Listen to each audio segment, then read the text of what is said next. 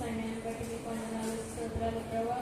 రాత్రికాల సమయంలోనైనా క్రిస్మస్ ఆరాధన తోడుగా ఉంది.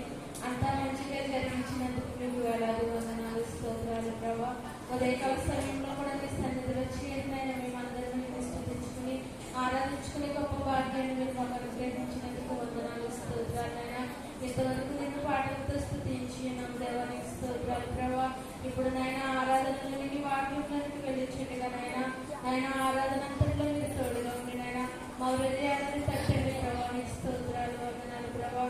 జరిగిన కార్యక్రమం అంతా నైనా మహిమకరంగా జరిగించేటట్టు సహాయం చేయమని త్వరలో యేసయ్య పరిశుద్ధ నామం అడిగి వేడుకుంటున్నాం తండ్రి.